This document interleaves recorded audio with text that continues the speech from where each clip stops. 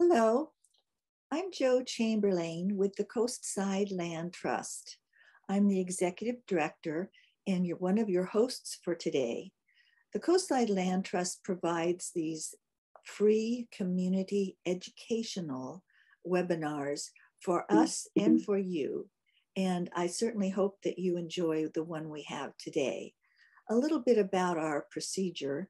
We'll have our presentation and then there'll be about 10:45, we'll have about 15 minutes of questions. You can place your questions at the bottom of your screen on the right where it says Q&A. Type your questions in there and we'll get to as many of them as we can. Those questions that we can't get to will be sent to you later, probably this weekend, with a link to the webinar, as well as links to any questions you've had and answers to questions we were not able to cover during this presentation. These presentations are free, however, they do cost the Land Trust money. And if you enjoy this and you are in a position to do so, please make a generous gift to our organization, Coastside Land Trust, and allow us to continue to provide these for all of us. We're delighted to have with us today the president of Felidae Fund, the Felidae Conservation Fund, that's the full title, and her name is Zara McDonald. She's a delightful young woman and is incredibly knowledgeable about this subject. She's a trained biologist as well as doing research in this area and others. So please welcome Zara to our presentation today. Zara? Thank you, Jo. It's good to be here and thanks for having us. It's a critical time for mountain lions in urban areas especially, so the topic is timely. I have 57 slides I want to get through today, and depending on how quickly I go, I may not discuss everything you see in the text. So I've added text to slides so that you can follow along. And if I don't cover some of these items and you have questions, please submit them and we'll answer them at the end. So let's get started.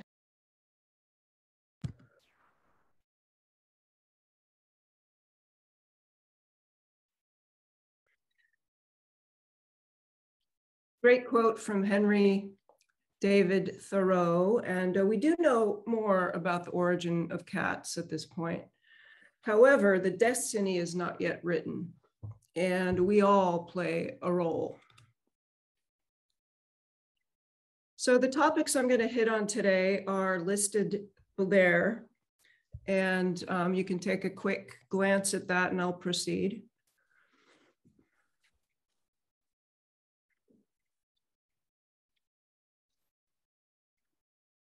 But people often ask me how I got here. And actually, I never planned to work in this space. And as much as I've always loved wildlife and wildcats, I wasn't compelled to act until, as an ultra runner who spent endless hours running trails all hours of the morning, day, and night, I had a close-up encounter with a puma as I was finishing a trail run in Marin County at dusk one evening, close to home. This kind of experience stays with you. It was transformative for me. Let's just say it ended well and left me feeling rather small and insignificant.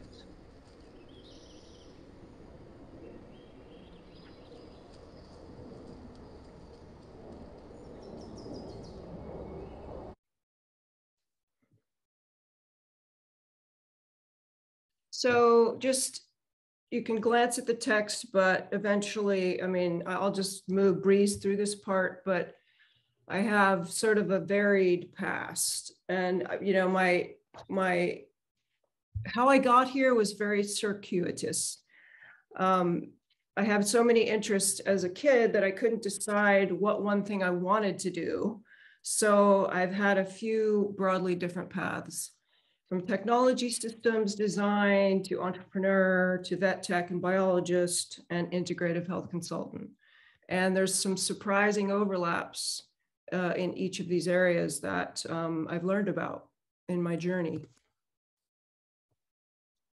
The Felidae organization is a small team of 5 ecologists and wildlife biologists, 3 research interns, 1 database manager, 1 volunteer manager, and over 200 volunteers working on several different aspects of the nonprofit work.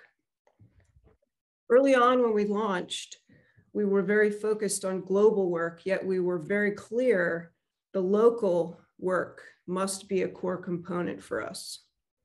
So the California work, the Bay Area Puma Project, and followed by the Bay Area Bobcat Project, formed in 2007 after we partnered with the State Fish and Wildlife Agency and UC Santa Cruz to launch the first longitudinal study, research and conservation study on mountain lions in the San Francisco Bay Area. And you can see our mission there below. So we select our international work in these ecoregions that are heavily modified by anthropogenic activities. And this is just a fancy word for human activities, development and roadways and hunting, et cetera. So these are some of the projects we've been working on since 2004.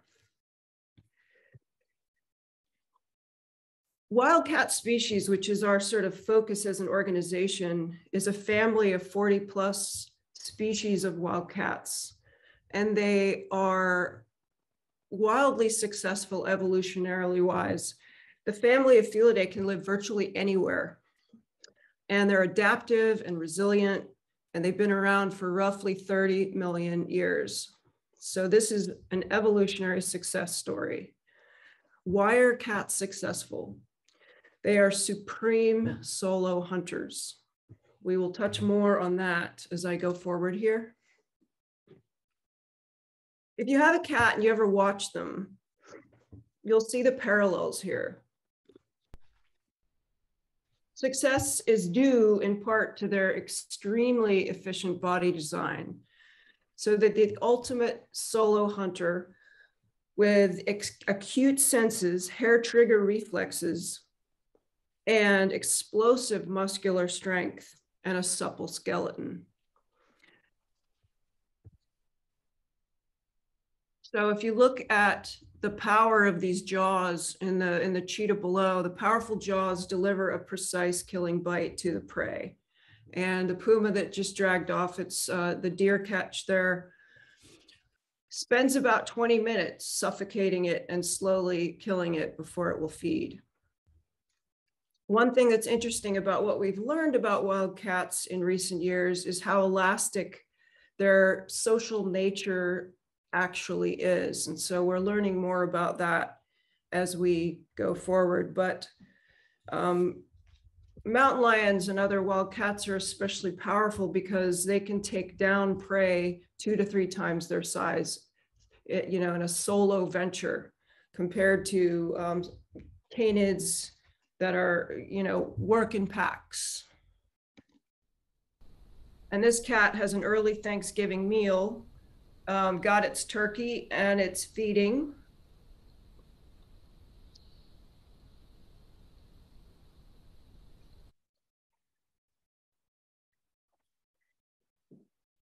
So we are experiencing landscape level changes, and human activities are expanding. And the San Francisco Bay Area, we feel it acutely.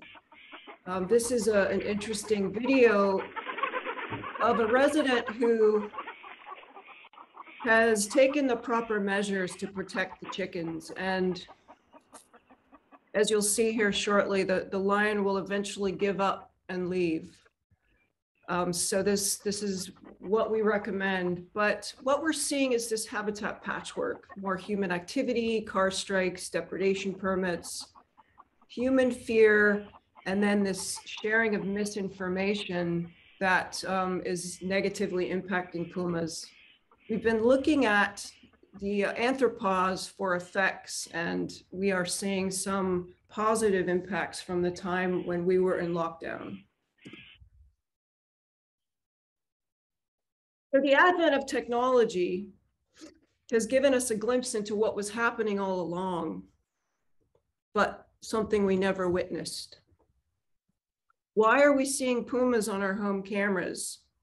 Well, deer are attracted to landscape gardens, but also these edge habitats often fall between quality puma habitat patches. And so they get stuck in the middle. The home security cameras are increasingly valuable for those of us who like to work with these data, and we can answer lots of questions about what's going on at the urban edge by adding these data to our sightings map. So there's a URL if you have data you would like to share. We have an abundance of data on that sightings map. Let's take a closer look at the mountain lion now. The cat of many names. This cat, Puma concolor, is known as mountain lion, cougar, panther, ghost cat, and an abundance of other names. It actually has a place in the Guinness Book of World Records for the number of names this same cat is referred to. So 40 alone in English and many more in Spanish and South American dialects. Klondagi was the name Cherokee Indians gave the pumas, Lord of the Forest. And the Chickasaws called them Coiktu, cat of God. There was a tremendous amount of respect offered to the cat due mainly to its success of hunting and helping humans determine where to find the prey.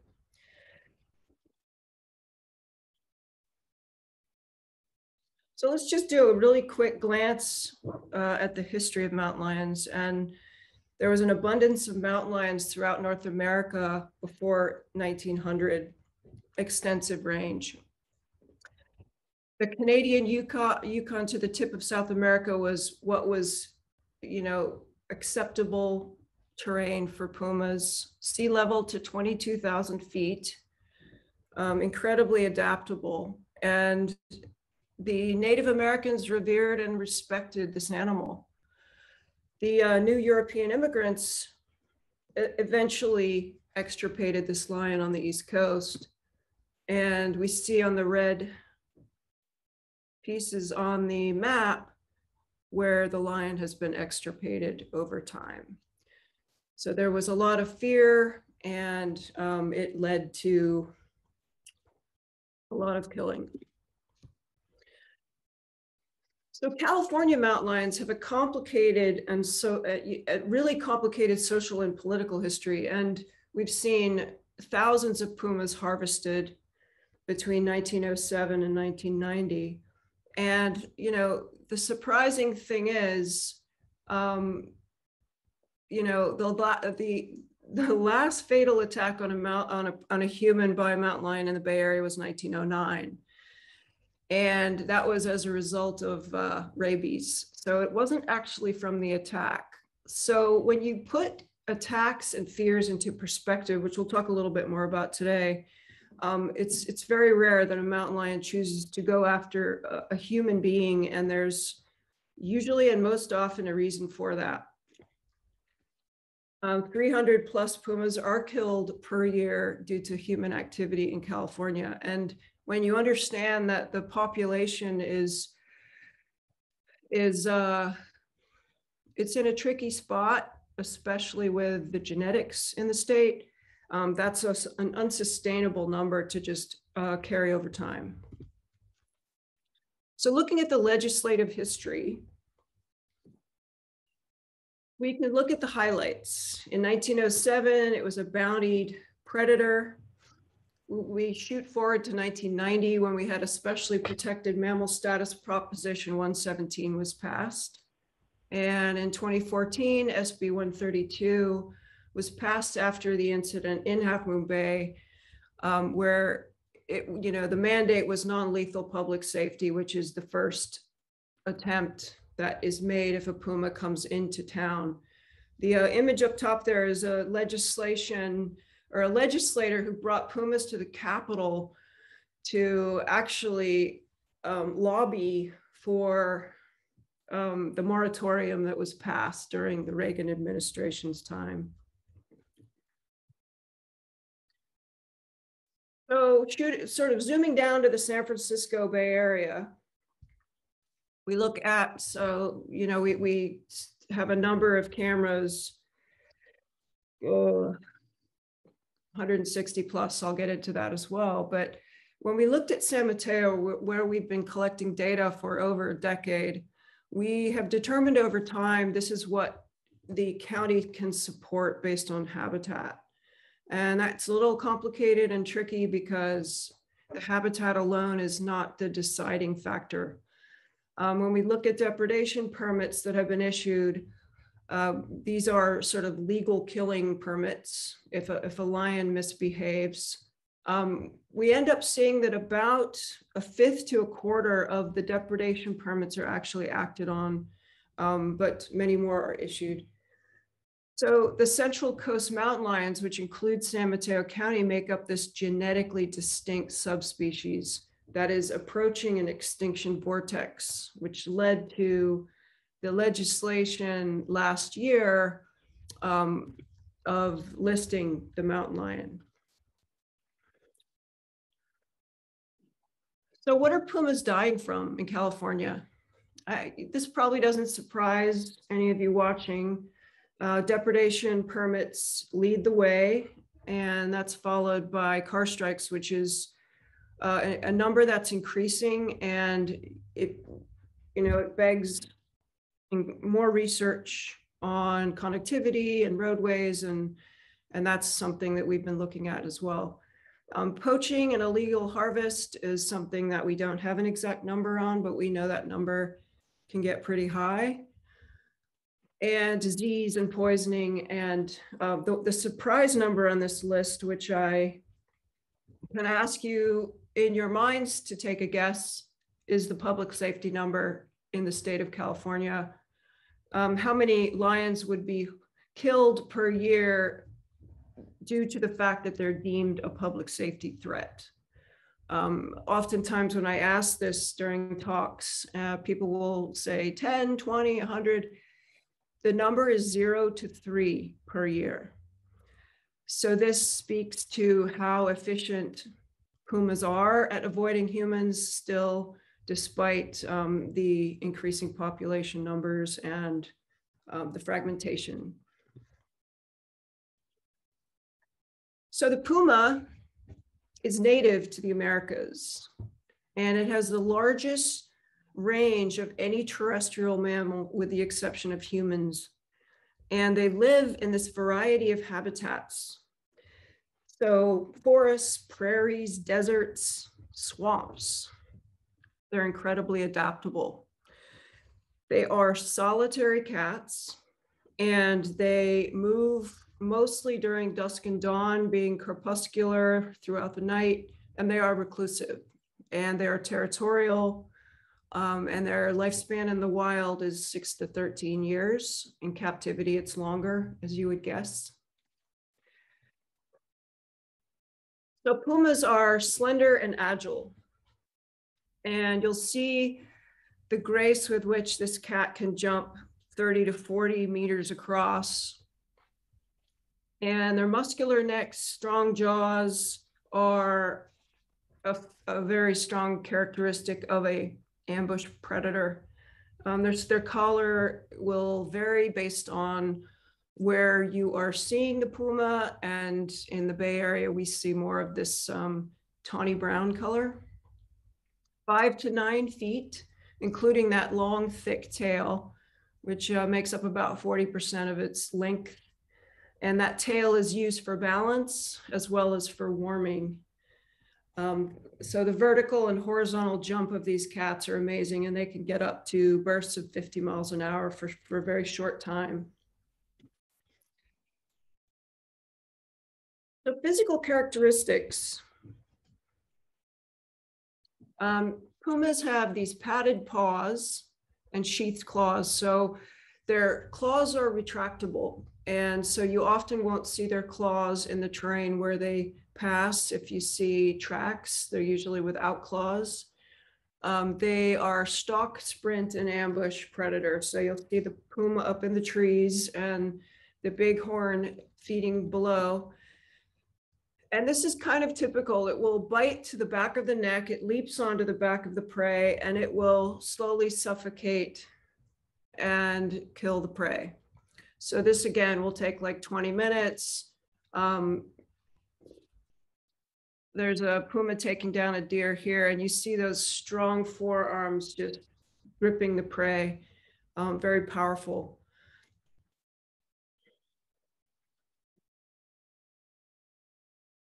So what do they eat? Pumas are obligate carnivores, so they need meat to survive.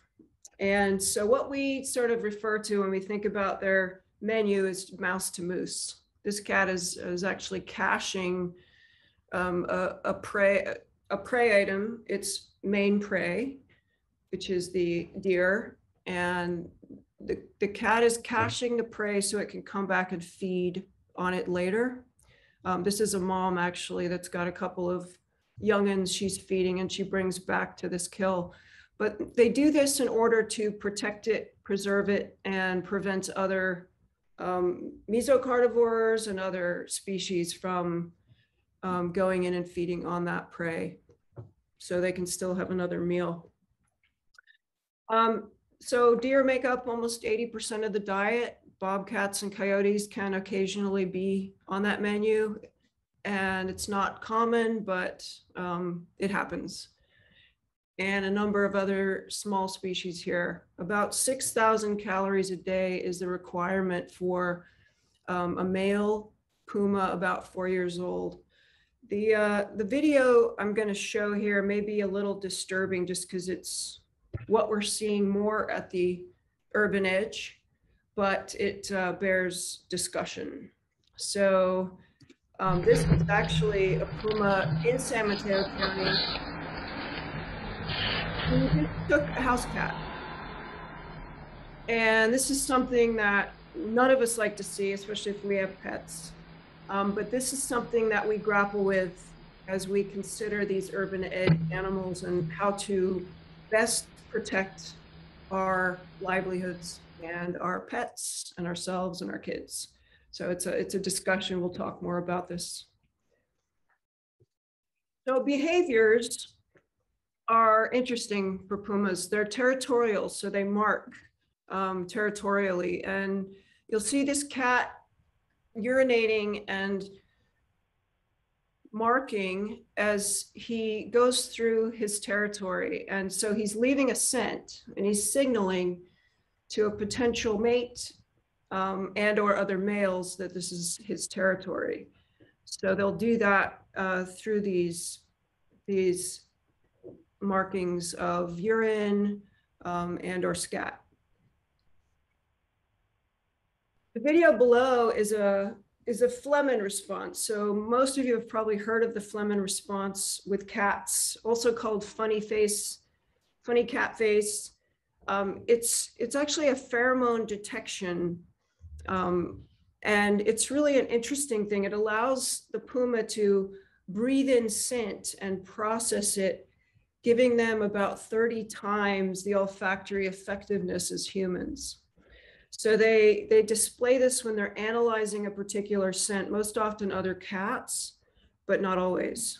So it's widely used by ungulates and Felidae species. And so it essentially transfers the scent into the organ that's located above the roof of the mouth behind the front teeth, which is why they have the mouth open there.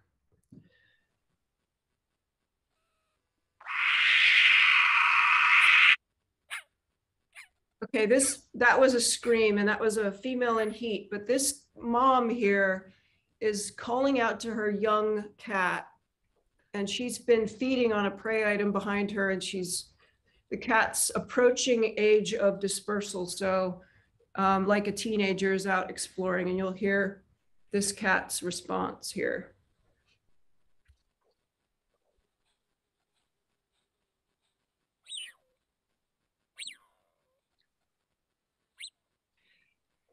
So this is often the communication from mom and young, and this is a chirping sound, which is a really interesting vocalization. And the screeching you heard is and then they reunite to feed there on the prey. And the screaming you heard was a female in heat, so she could be in estrus 3 to 5 days. And I'm going to talk about this next. So reproduction is interesting for pumas. It's asynchronous, which really means they breed year round. And there's an uptick in the spring, but mostly pumas will spend all year, depending on their individual cycles, potentially breeding. These are really interesting noises they make when they're together. This couple was together for about 3 days, and which is about right. If she gets pregnant, the gestation is about 3 months, and litters are typically 1 to 4. They're altricial young, which means they're completely dependent on the mother and blind at birth. And because of this, they're at high risk for mortality when they're young. And in the state of California, we lose about 50% of the young. So half of them will make it to adulthood. And they're dependent for up to 2 years, and young cats disperse anywhere from 1.5 to 2 years, typically. So this is a cat with its young kitten here, trying to figure out what mom's looking at. And they learn very quickly. Young, 5-week-old.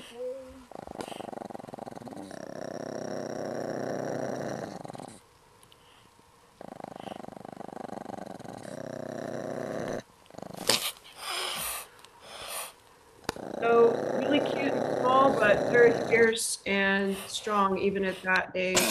Holy mackerel. Right out here is another little male. When we collect data for research, we go in and visit the cubs wearing gloves once the mom is out hunting. And so we would go and collect data on those kittens and count them and track them. And mothers are mothering and or pregnant for most of their lives, almost 3/4 of their lives. So if the mom is killed, cubs are left uneducated and they can starve to death and or get into trouble. This is a mother cat her cubs are growing, but it's cold on the ground. So she's thinking, I'm just gonna stay warm on top of one of my cubs. And you can see how quickly they learn from mom here.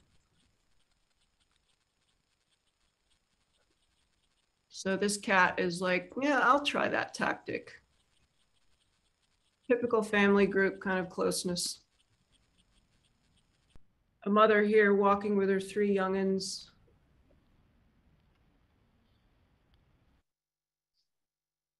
So what are the habitat needs of pumas? And this is a nice hypothetical diagram to the left, which covers it pretty well. They need connected habitat with adequate cover and prey and a water source. And these are basically what pumas need.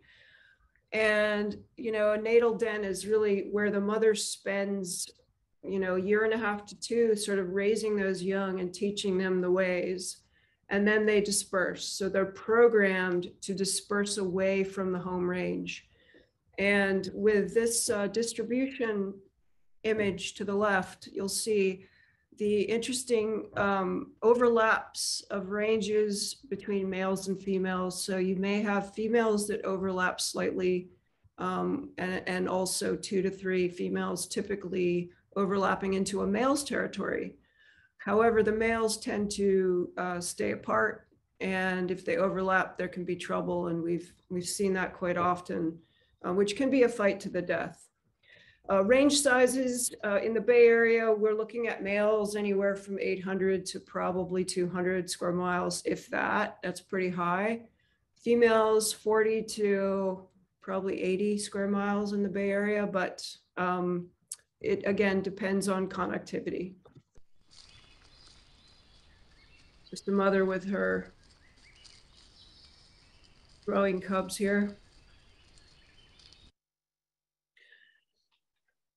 So why do Pumas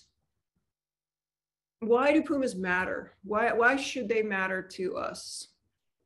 Well, Pumas are ecosystem engineers, you know, and biodiversity is maintained with Pumas in the system because mesocarnivores and invasive species are kept in check. So Pumas are sort of in that rare category, along with the grizzly and the gray wolf, of being a keystone species as well as an indicator species. So they are powerfully effective at, you know, controlling prey, disease prevention. They maintain biodiversity simply by moving through and existing in that system. So they provide stability in these complex systems.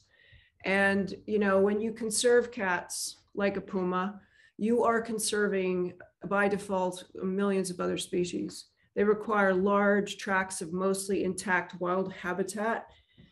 And, you know, conservation of these animals is going to protect those landscapes. And by default, all of the other species that rely on them. And they're charismatic.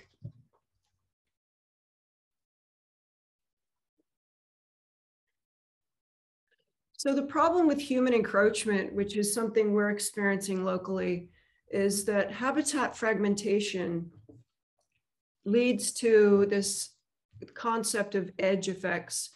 And if you look at the left side of this diagram, you've got sort of an intact habitat with the interior space where a lion would typically reside.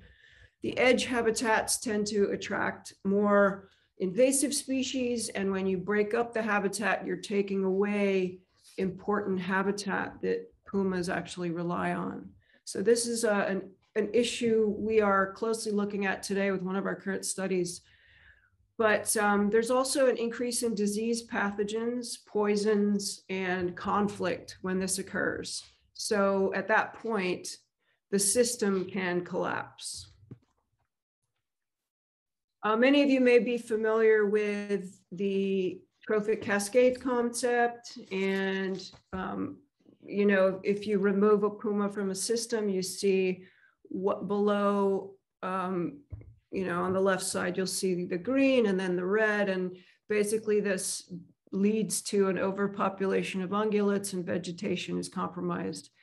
There are studies from Utah and Yellowstone working with wolves and pumas to determine the significance of the removal of these keystone species. So the prey numbers increase exponentially, disease increases, and invasive species increase.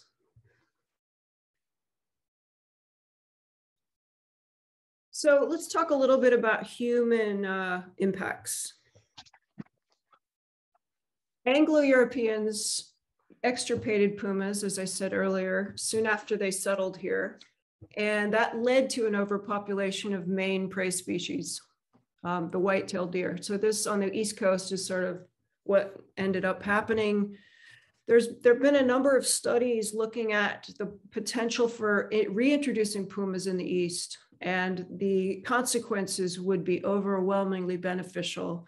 And the data is really interesting. In 50 years, a study out of Alaska found that deer densities would be lower and vehicle deer collisions would reduce by 22%. And, you know, the savings of $4.4 billion is not a small amount, in addition to preventing a number of human injuries and fatalities.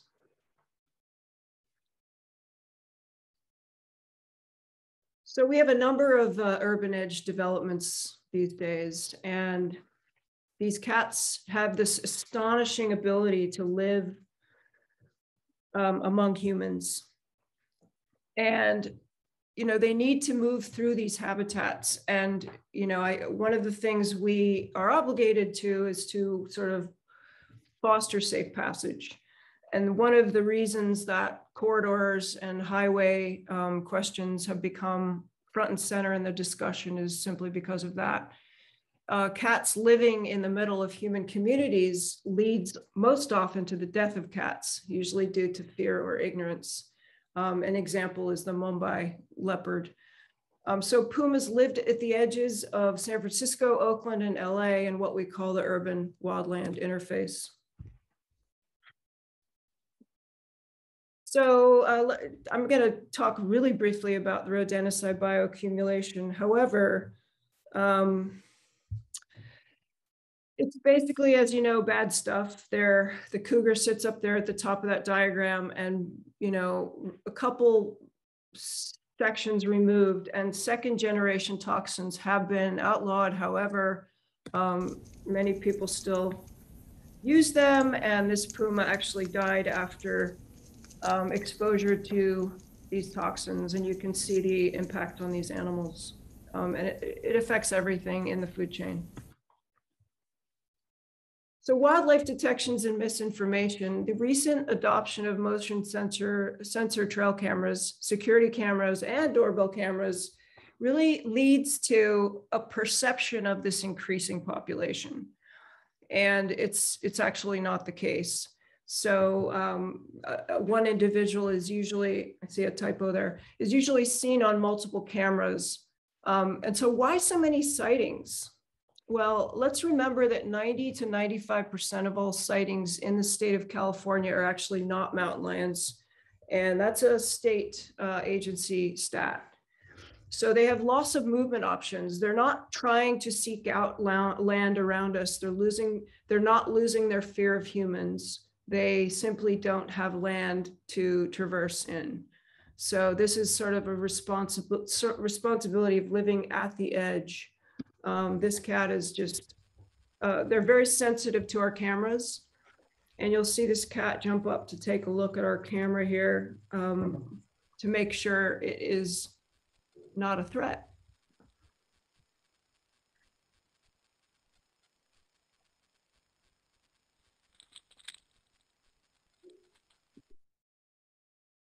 The solutions involve communities.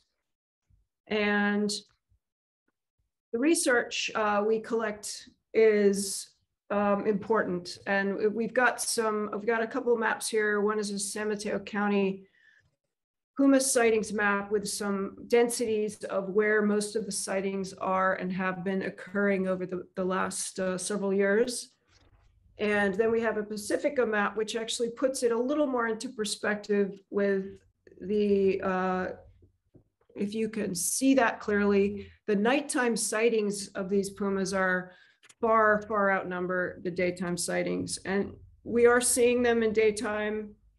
It's rare they move in daytime. However, it's happening more at the urban edge simply because they are more at risk. So habitat acquisition and protection is key for this. This involves communities like the Coastside Land Trust. Education and community engagement are also critical components to this work. And non-lethal hazing only if needed, otherwise hoping to just let the cats move away, if they're seen. And awareness, increasing awareness is actually really important for this work. So the central tenets of Puma conservation do include these items for success. Just going to skip over this since we are running out of time here.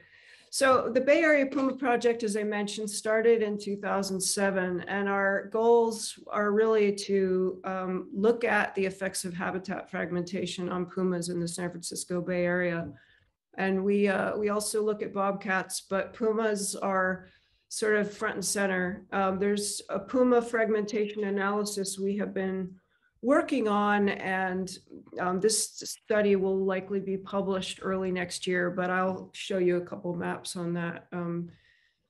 But essentially, urban edge adaptations are really what we're interested in. How do we make this work, given that humans are not going to go away, and these urban edge areas can provide decent habitat if we can allow that. We also are looking at the effects of COVID with a a large study involving multiple partners, as well as wildfire impacts, which, as you know, have put habitat and pumas in peril, as well as a number of other wildlife species in recent years, especially last year, and again, rodenticides. So initially we placed GPS collars to track pumas, and we have since kind of shifted away from that. But the interesting thing that the data show, the map in the center here shows two female home ranges overlapping, and the smaller one in blue is a female with young cubs. So this sort of tells you how much their range will contract when they have very young kittens they're starting to raise. The other cat was a solo, and the range for her was about 68 square miles. So they overlap nicely and they tolerate one another. The biggest issues we face in these landscapes, again, is barriers to movement, which impacts genetic diversity. And so most of these cats, as you'll see at Pacifica Land Trust tip up there and then down through parts of San Mateo County, most of them are moving at night, with some exceptions. So our current methods, non-invasive data collection, include fecal and hair DNA. And this is a hair collection. This is like a DNA collection station we set up to test. And you can tell who's the young cat there. It still actually has markings on the inner arm, but it's more interested in playing with that device and as the mom moves away.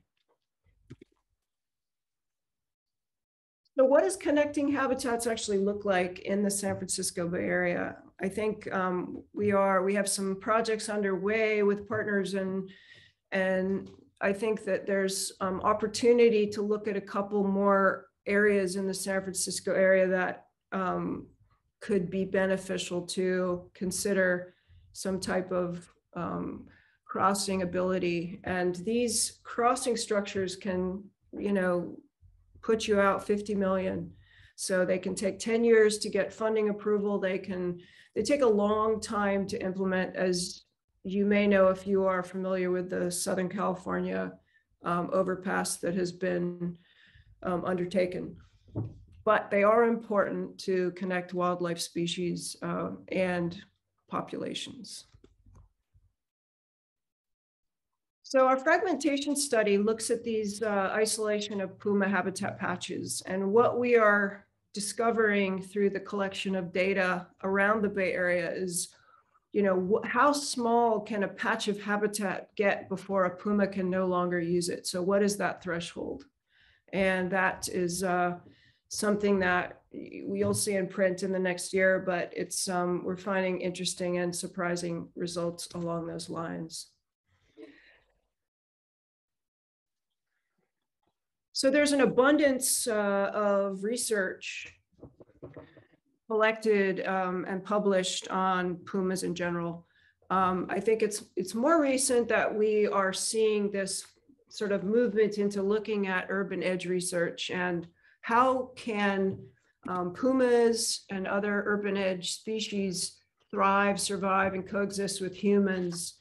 And the research that we have been looking at tackles that head on. So we've done a study looking at body condition in different areas of the Bay Area, found surprising results that in moderately impacted habitats, pumas did really well. And another paper that we published in the last couple of years showed predictors of the puma occupancy in these highly fragmented landscapes, and that pumas actually seek out a covered patch of habitat over going after a prey item. So it's that important to them to remain stealth so that they can get to their prey and be successful. So this was something, and if you want a copy of either of those papers, feel free to reach out. Research underway currently is, as I mentioned, fragmentation analysis. And The bobcat below is going into one of our hair collection stations, and the pumas up top, as you may recall from the other video, are messing with our DNA stations. We have a puma human coexistence study that is underway that has been funded for a couple of years for us to collect non-invasive data collection coupled with intensive community outreach and engagement.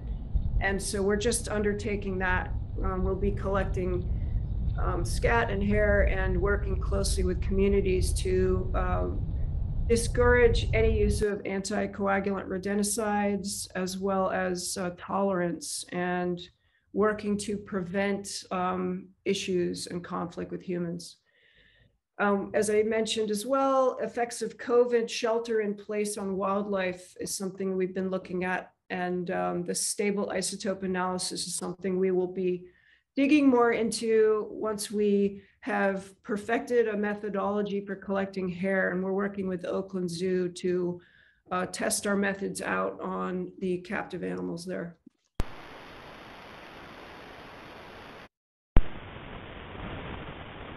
So as you can imagine, when we work with data at the scale we are, the management and storage of these data become an important piece. So we're developing a cloud database to replace a current system, which is a standalone, which will include machine learning and AI for species ID and data cleaning. And anyone who works with data cleaning or wildlife species data collection knows there's a lot of data cleaning. Wild Backyard is a community partnership that we've developed a model for, that we are testing out with a couple areas, and we've done a study in La Honda as well as in Kings Mountain, and this year and next we're embarking on a study with Pacifica. So we will work with these communities to build Wild Backyard, as well as an app that will support that. As I mentioned, we have over 160 cameras currently placed. Volunteers maintain these cameras in a study grid, and they're checked every 4 to 6 weeks. The data is then uploaded to our database, and our over 200 volunteers work varying aspects of this pipeline. I wanted to show these two images just because it's kind of the consistent visual we get when we're collecting data on multiple species. The pumas always sit near the bottom when it comes to sort of number of sightings, detections, and it really puts it in perspective to compare the puma to other species and how often they appear on cameras or how often they're seen. And pumas they barely appear on this graph to the right. Just a quick video for fun to show this cat using its strong forepaws and jaws to go after prey it's determined to feed on. And it's a powerful video when seen all the way through, because the cat hangs from its jaw for about 15 minutes. That's a deer roadkill that was placed there during one of our studies.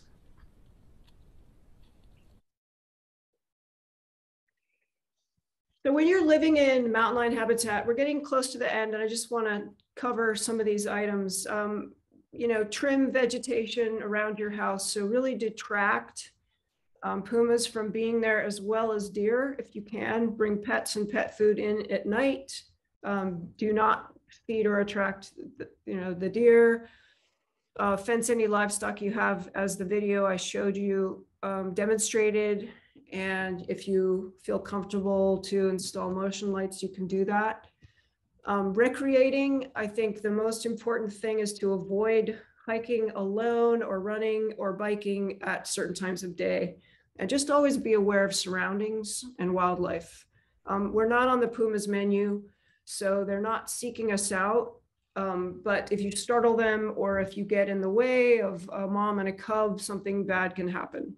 So never approach a wildlife carcass. That will probably cause the puma to need to go find a new meal. And I don't think you want to do that. So what do you do if you meet a puma? Give it a wide berth, maintain eye contact, and just pay attention to the body language, but never turn your back and run away, because that sort of provokes this response by the puma. If the puma is really interested, you then probably would act to appear big, pick up children without sort of bending down, throw anything you have in your possession, fight back if you need to. Again, this is extremely rare. The attack numbers in California and the US are incredibly small when you compare it to other ways people are dying, which I'm going to show here, because the predator captures our imagination. So, you know, a risk of death from a mountain lion attack is 1 in 6 million. And you are far more likely to get a bee sting that kills you, or a dog bite that kills you, or lightning strike. So the future of cats, 100% of the decline of in situ wild cats is due to people, no surprise. And some quickly, you can just peruse the indirect threats and the direct threats, which I've already kind of discussed today. And what is the future of wildcats? That remains to be seen. I think it's up to all of us. And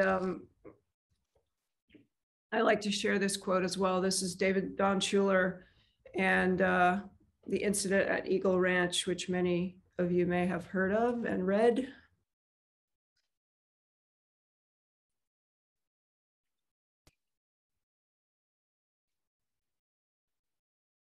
We have a number of funders and collaborators that I want to recognize and appreciate here. And how you can help. There's lots of ways you can help. Coastside Land Trust and our group, we are heading into Giving Tuesday. So I think that's a big day where we hope people will support a small organization such as ours. And there's multiple ways you can support, give, volunteer, get involved, prevent disinformation. And with that, I guess I'm a little bit late there, aren't I, Kate? You're fascinating. This is fascinating. Thank you so much, Zara. I tried to pack it all in. It's like there's more to say, but so much to pack into that time. Thank you. Yeah. Okay, so and we know that we are so grateful to Zara for being here, and she has a volunteer event right after this, so we're going to be good about just we'll take a few questions here. And one of the kind of overlapping questions that people were asking was the effect of trails and the effect that has on mountain lion habitat. Right, and that's a really great question. So pumas, usually I show some video exemplifying this, but they use our roads, they use our trails. It's, you know, path of least resistance. However, trails can be tricky for pumas, so they will use them, but they're very careful about using them.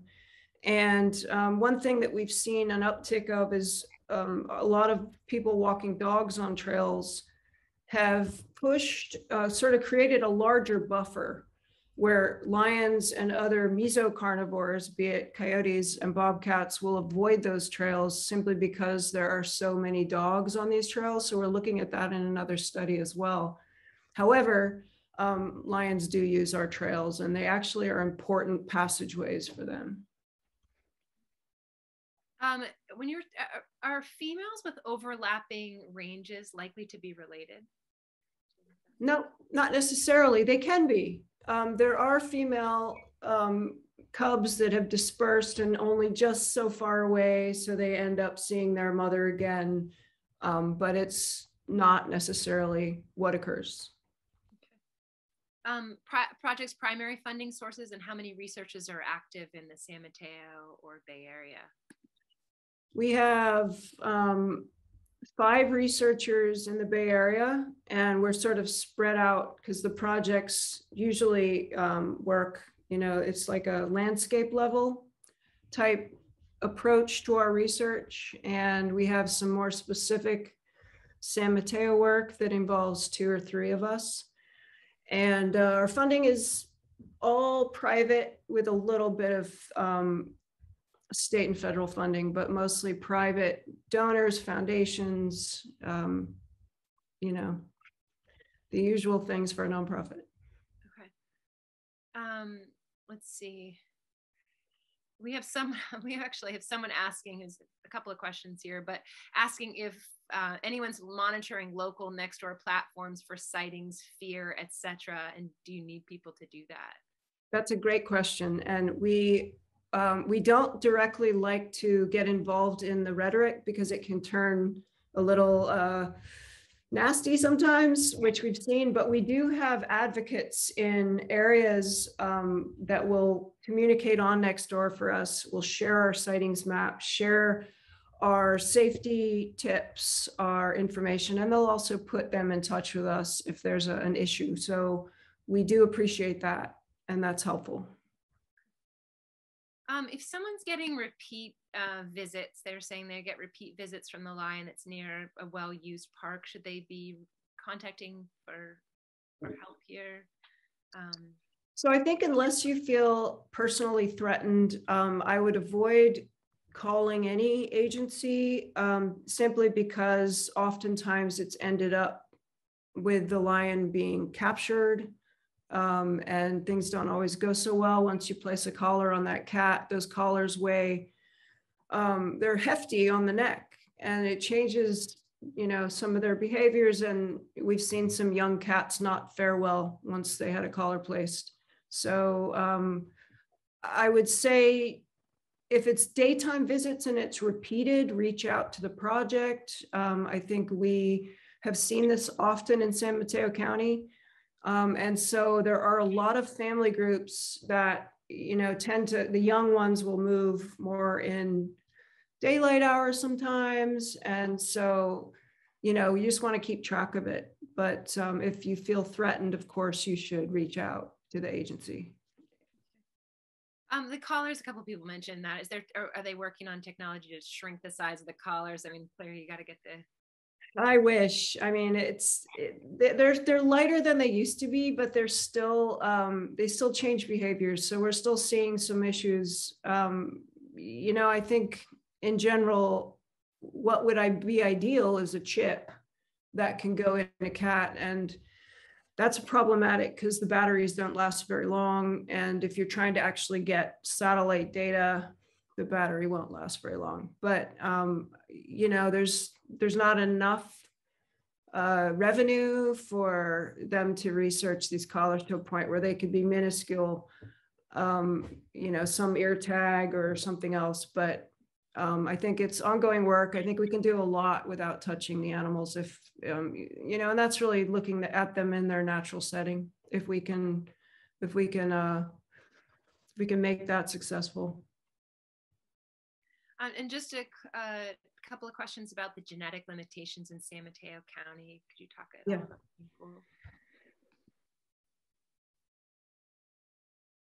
Oh, sorry. I thought you were following up with more. No, just can you talk at all about the gene pool, sort of the limitations of that? Yeah. So, you know, the issue with San Mateo County, which many of you probably realize, is that most of the source population is Santa Cruz Mountains, and that is an island habitat in some ways. So Pumas will either, we've seen some family groups arise from SFPUC where we've been collecting data over a decade. However, you know, the source population is coming from Santa Cruz. And when you come up into San Mateo County, there's nowhere for the cats to go. So it's a dead end. And, you know, so there's habitat, but it can only support so many cats. And so the genetic concern is really, you know, movement across into Santa Cruz Mountains and out of Santa Cruz Mountains. So we've got a couple of different potentials, one across Coyote Valley, which is a big one of interest, and then the Pajaro River, which is south, and there's just a concern based on the number of pumas being killed versus the number of pumas that are immigrants, and how that all plays out in the larger population. So the gene pool has a couple of degraded allele statuses, so that's kind of put it on in an area of concern for the state, which is why there's been a big push to list the mountain lion in these regions of California where we need to protect them and enable passageway. All right, it is 11:01, and we are so grateful for this time. And thank you so much, Laura, for being here. And I know there are a number of you who had there are a number of questions that remained, and we will happy to answer them. Yeah. Thank you. Oh, thank you. Okay, so we'll yeah, this looks like we have 7 questions that were unanswered. Don't put any more on there. Go on. But we will be sending a follow-up email in the next few days. So watch your inboxes, and yeah, thank you to Felidae for all the information, all the good work that's being done to preserve these incredible animals. And we will let's see, we will be sending, so we'll be getting your follow-up email. For those of you who have donated or are continuing to support the Coastside Land Trust, we are grateful to you for that. Please continue to do that, because that is what is allowing us to have these community webinars and do all the incredible work through the Junior Land Stewards. Also, please put on your radar the Felidae Fund and the importance of supporting this organization and the work that's being done, critical work that's being done. Thank you, Kate. Thanks for the work Coastside is doing to protect and preserve the land as well. And thank you to all of you. So we have in a couple of weeks, we will be doing our webinar on December 4th. We're going to be talking about all the work that's being done at the Coastside Land Trust and people that are involved, including Zara and the organizations who've taken part in sharing information. And we're going to be asking for some feedback on other webinars that you all may be really interested in. So please tune in, be a part of that, be a part of the celebration of another incredible year, and also looking forward to the year to come. So thank you, and we will see a number of you in a couple of weeks. And thank you, Zara. Good luck with your volunteer event. Hope you got a lot of folks. Thank you so much. All right, bye-bye.